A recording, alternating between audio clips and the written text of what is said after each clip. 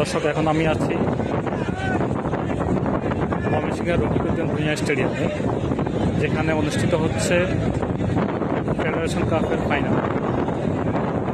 মুখোমুখি দেশের দুই শক্তিশালী এবং ঐতিহ্যবাহী দল আবাহনী এবং বসুন্ধরা কিংস। এর মধ্যে প্রথমত খেলা শেষ হয়ে গেছে, দুই দলই এক সমতায়। তবে দ্বিতীয় খেলা শেষ শুরু হওয়ার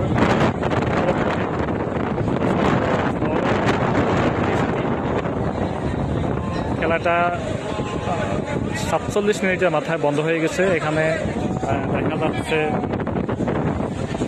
অস্থায়ী যত স্থাপনা আছে, খেলোয়াড়দের টেন্ট, ট্যাগআউট কিংবা সিংদের যেসব ট্যাগআউট ছিল কিংবা অস্থায়ী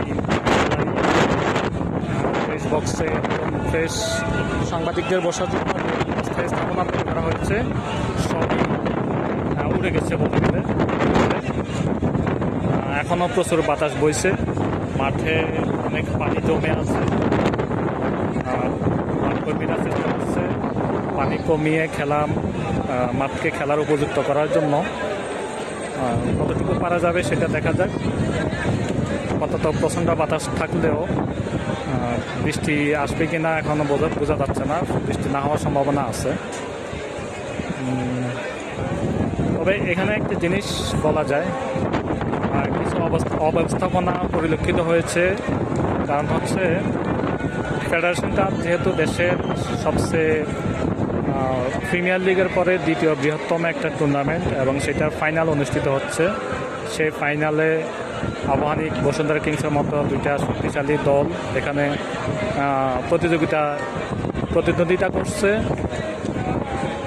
এই ম্যাচ কভার করার জন্য ঢাকা থেকে সাংবাদিকদের নিয়ে আসা হয়েছে। অনেকেই ব্যক্তিগতভাবে আসছেন, অনেকেই আসছেন অফিসের ব্যবস্থাপনায়। তাদের জন্য যে বসার ব্যবস্থা করা হয়েছিল, মানে এখানে বেসিক্যালি কোনো আনুষ্ঠানিক কোনো প্রেস বক্স নাই।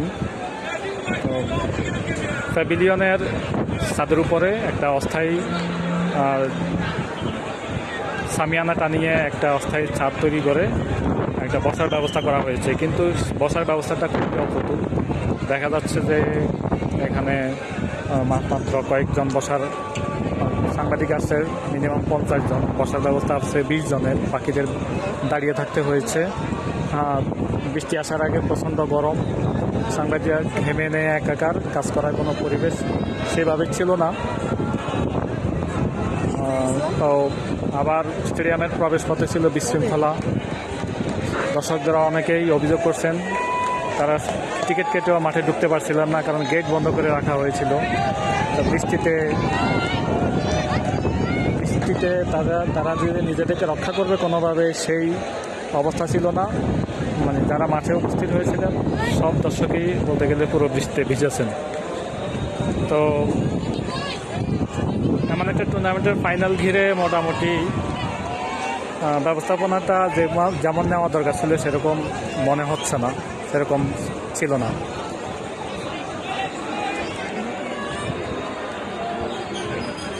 আপাতত এ পর্যন্ত আপডেট, পরবর্তী আপডেট জানাবো।